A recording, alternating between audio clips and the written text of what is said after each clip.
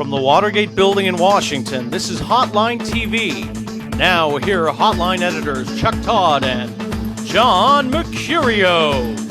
We've got a saving grace for the GOP, some heavy baggage, and the new 8 wonders of the political world. Hello, everybody. I'm Chuck Todd. And I'm John Mercurio. Welcome to Hotline TV. Karl Rove and other Republican strategists are pulling a John Kerry of sorts, offering a series of if-onlys to explain why they lost. But Chuck, you have another typical MSM love story about John McCain saving the day. There you go. Typical. No. Typical MSM. No, it is that John McCain, the good news for the Republican Party is John McCain may be so hated by the conservative movement. Indeed.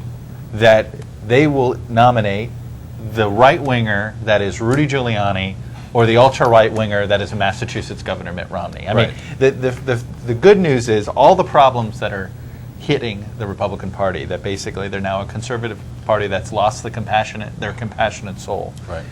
Their 3 most likely nominees are as centrist as they could be. Well, and you know, in fact, the most conservative is actually John McCain. It's the well, that's exactly right. The most important thing for conservatives to do, this is a little homework for all of our conservative viewers out there, is to decide exactly what the conservative movement stands for in 2006 and in 2008, and then to get behind the presidential. Not to start with the candidate and then sort of work your way back to what's interesting. I mean, because if you start with the candidate, you pretty much don't have. They need to go back to their roots of less government, low taxes, and use those as the 2 unifying themes at this point. Because if they don't, they're going to lose the West.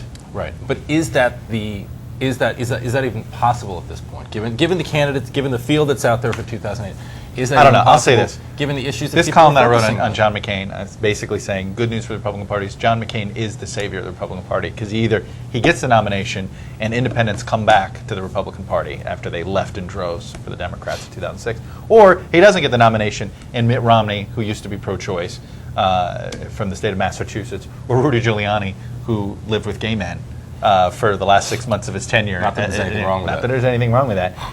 Is going to be the nominee. Right. So, in essence, if they're looking for a moderate nominee, they're going to get one. And hanging over all of this, Sam Brownback isn't going to be the nominee of the Republican Party. Right. Well, hanging over all of this, of course, is the fact who's a friend of the show. Friend of the show, FOS. Friend of the show. Hanging over all of this is the fact that George Allen is no longer viable. Had he been viable, obviously we know now that he would have been a flawed candidate. But if he were a viable candidate, this storyline would be. There's no viable conservative. I mean, Newt Gingrich is setting himself apart as the viable conservative. Duncan Hunter, my candidate, Duncan Hunter, my man, Duncan Hunter. Your man, Duncan Hunter. We'll see. I'll say this: I got a ton of feedback. You know, ridiculous amounts. The blind ridiculous. Are you saying these people are ridiculous? No, but explaining their blind hatred of John McCain, it is amazing. I mean. They believe, they just don't trust him. As somebody said, it's not that they think he's going to be Bush 41. They're afraid he really is going to be Teddy Roosevelt. Mm-hmm. And that once he gets in there, Republicans be damned. Right. That he will go his own way and be a bull moose. You know, but the other issue, other issue hanging over a McCain presidential campaign that nobody wants to talk about that has nothing to do with ideology is his age. And let's talk more about whether or not America is ready for a 72-year-old incoming president. Look, it's actually the thing I think is going to be interesting in both primaries. I actually think this overall generational argument, I think Mitt Romney will make it, that he is the new generation. Oh, you'll see and then on the Democratic side, Barack Obama and John Edwards are going to make it as their subtle dig at Hillary Clinton. Not that she's that much older than them, but that it harkens back, do you want to go backwards with a Clinton or do you want to go forwards with an Obama? That's exactly right. That's exactly right. So John McCain saving the day, which reminds us of another big White House candidate joined the fray this week as Rudy Giuliani filed papers in New York, beginning an exploratory bid. John, we all know Rudy's got baggage. He's checked it all. But let's break out the ranking board and count the ways for Republicans to potentially start hating America's mayor. We love and what's going to be the heaviest? What's going to be the heaviest baggage? All right, number one, we got to rank the baggage. What's going to be the baggage that he's going to have to pay that extra money for in order to get it on the airplane? Specifically about the baggage in a Republican primary, I have to think, especially in a southern state like South Carolina, gay roommates got to go up there. Well, put it somewhere. Way too high. Way too high. No, not too high. Come on. No. I think it's going to be fine. Are you kidding? Do you know the way that this... Well, how do you want to rank this? How do you want to rank? I want to rank this as most likely to derail his bid. Oh, most likely to Let's derail do it this his way. bid. Let's most likely derail his bid. Well, the big question Gail mark- roommates isn't going to. Don't you think that's 5? You're changing the rules here. Yeah, I am. Most likely to derail the bid. Chuck Todd, changing the rules. All right, most likely to derail his bid. We don't know. You see, we don't know what the business deals that we're talking about are, but most likely to derail his bid is probably apportionment and guns. Wow, you are Ultimately. such a typical liberal media elitist. Sure, absolutely. No way. Down here. All right, what's next? Bernie Carrick. All right, Bernie Carrick, what does this represent? This represents Bernie Carrick in every New York City contract that he ever did. Right, which everybody already knows about, so. Yeah, I say You know, here. I mean, yeah, I would say sort of right. Because in the Scott only knows how many others there are. middle. I put 3 wives pretty low. Everybody knows about it. I mean, there might be sort of interesting details to come out about the situation, the but cousin? every What one of about every one of the candidates running, except for Mitt Romney, has been married at least once. He married his cousin, you know. Good for him. One of them is his second cousin. Not that well- there's anything wrong with that. Not that there's anything wrong with that. This is the question mark. This is the big question mark out there that could end up being a lot worse. This is what we mean by this, the post 9/11 business deals. Nobody's made more money off of 9/11 than America's mayor. Not that there's anything Not that wrong there's with anything wrong with that, or with living with gay roommates. But right, that's what I think is most sort of investigative reporters, especially in the New York City area, are starting to look at, and will be coming out a lot more with. If he does in fact run, his business deals are going to be heavily. Well, scrutinized. I'm gonna say it. So this is your list. This is your comfort zone, or are you gonna switch anything around? Because then I'm gonna give you my list. I'm comfortable with that. Yeah. All right. I'm going to definitely switch it up here. I'm going to say business deals are 1 because what I hook in with the business deals is what you brought up, New York City Press Corps. I think the New York City Press Corps is what will eventually just sort of take Rudy down, and they'll do it through this, through the post 9/11 business deal. New York Observer, remember, he had a huge 10,000 word piece on this. Right. You can just smell all that coming, which means I have to put up Carrick up here, the gossip columns there. You know, I mean, Right. look, he's got every part of the New York City media covered, right? The national New York reporter elitists, the local New York City guys, the Page Six columnists. And I think abortion and guns, I think they already know about it. You know, that's already an accepted part, and the conservatives are going to accept it. But that goes back to my original point, which is that if conservatives are accepting a candidate who's pro-choice, anti-gun, and pro-civil unions, how is it? What do they stand for exactly on social issues? I think that it's social issues. As one pointed out to me in one of my emails, this president isn't about social issues. The president is about leadership. They love But his what is leadership. leadership? shtick. Define You know, leadership. You These can't are the define questions. it. You know it when you see it. Just like pornography. know it which when Rudy you see it. Giuliani. Well, never mind. It's the one thing we don't have up here for poor old Rudy is any porno. Although he got rid of a lot of the porn shops in Times Square, Yes, so he I'm did. sure that we'll be hearing a lot more about that. All right, some publications are sick of the old 7 wonders of the world, so they're trying to pick new ones. Ideas include the Roman Colosseum, those stone guys on Easter Island, and my hair, apparently. Oh, I haven't read that before. We thought we'd riff on that and come up with our 8 wonders of the 2006 campaign trail. All right, Chuck, give me 2 nominations for the greatest people, ads, moments, ideas, anything from 2006 that you. Well, I'm going to start in a chronological order and go way back. Go way back. Go way back. Janine Pirro, when she was running for the U.S. Senate, and her announcement day, in the 32 seconds of silence. Don't you just want to give her a moment of silence to remember? Remember that? those 32 moments seconds. of silence. And all of a sudden, you just hear her yell, "Page 10." Where's page 10? Does anybody have page 10? And that was the moment. moment- Yeah. Go ahead. No. You summed it up better. No, I mean, it was the moment that if you didn't know it before, and Republicans were holding out some hope that they actually could knock off Hillary Clinton in 2006, that was the moment that told us that she was safe. That she was safe in her Senate seat and was going to sail into 2008. Whatever happened to Ed Cox? Nixon's son-in-law. They'd have been Right. better off with that guy. Right. All right. John My Spencer. second moment, I'm going to stay in chronological order. I mean, Chronological? chronological. I guess you got.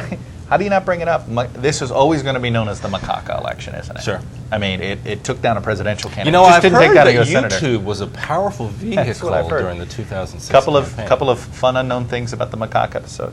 Cost the web campaign all of $900. In terms of ads? expenses and the cost of the video camera to buy for the volunteer there. One Senate seat, Yeah, priceless. And the other thing is, Macaca County down there, that breaks Virginia, web carried. Web carried it. Web carried Macaca County. How do you know so much about all this, Virginia It's Senate campaign? It's amazing what I've picked up over the years. My goodness gracious. I just track. Okay, now you throw out 2. Pillow talk. I think that you have to in some way make reference to Catherine Harris as one of the just her whole body, her entity, her body of work. I mean, her being, I think, was a big phenomenon across My the campaign visual trail. is always the Hannity, the first Hannity interview. All right. Where she's on the side. Dude, and this she is my wonder. Sticks them out though. She sticks them out. She but is. Does it count as one wonder or two wonders? We have by the those way? are two wonders. Yeah. Thank you very much. Yeah. They cost a lot. My wonder would be sort of related, but a little different, and I'm talking about, of course, Catherine Harris, horseback. Ooh, yes. Riding horseback, and I think she was. Was she saddled? Was she saddled or was she no saddle? I think bareback. I think she might have been She bareback. has to be bareback. I wasn't going to say There's it. But no you had to say it. question. There's a photo. Everyone who's watching this show, Let on us the know. internet, We're not 100% sure. Yes, if you know whether she was bareback or not, let us know. And everyone out there, of course, has seen the photo. If you're watching this show, you're You know the internet photo. savvy. You know the photo. And the other one You would be look any. marvelous. The other one would be any television ad that Republican congressional candidate Vernon Robinson of North Carolina ran against Brad Miller. I think Brad Miller won that race. Yeah, by 40 or 50 points. By 40 or Brad Miller won that race. But anyway, Vernon Robinson ran some very sort of groundbreaking and very sort of savvy ads during the campaign season that I liked. That's one way to put it. All right, so I guess I got to. My next one would be, since we brought up the YouTube, has to be the Conrad. I love the YouTubes. Whatever. I love the YouTubes. On one of the YouTubes, Conrad Burns, and it's described. And when Conrad Burns gets a cell phone call, and takes cell phone calls during a speech, and it's Hector, the nice little Guatemalan man, who does work around the house for him. Right. Yeah, absolutely, very Burnsian of him. He is who he is. Right. And now he can be who he is. Now he can be who he is again. He'll be, yes. He can go back to be an auctioneer. Isn't that what he was? He was a radio auctioneer. Who knew? I bring him back, I say. It'd be great. Yeah. And my final wonder, because I think it's going to be a recurring thing here, is Mormon governor of Nevada, Jim Gibbons, the governor-elect, and his potential fascination with cocktail waitresses. Indeed. We're not quite sure how this is going to work. I think his wife may become our own wonder of the world. This Dawn Gibbons is a true potential space cadet of sorts herself. But I think this whole Gibbons saga is going to be fascinating. John Ralston has a front row seat. Our man John Ralston out there. Friend of the show. He's an FOS. That guy, I envy his job. It's going to be a fantastic 4 years. If there had to be Jim Gibbons. If there's a still frame photo to go with the Gibbons story, it had to be the one of Jim Gibbons leaving the press conference where he's talking about this for the first time with his wife, who is pulling him as fast and as strongly as she can to get out of that room. She's clearly uncomfortable being there. All right, you have two others. I think we can't talk about the wonders of 2006 without mentioning the Foley IMs. Everyone watching this show has spent at least 20 to 30 minutes to at least 6 or 7 hours of office time on the internet reading these IMs, and they changed the entire tenor of the campaign. And finally, I would say Jack, the one-man typing wonder, and Brian Ross of ABC News reading the IMs. Right. Does that make you horny?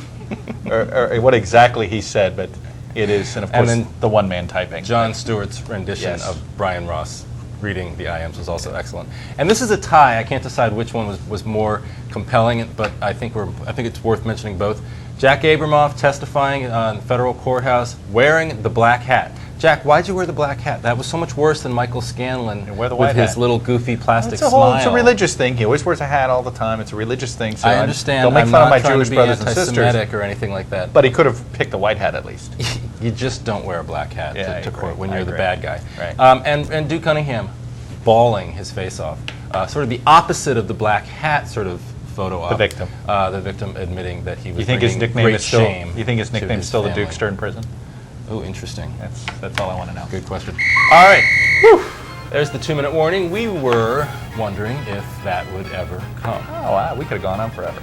Chuck, the freshman class arrived this week, and with them, former Redskins quarterback Heath Shuler.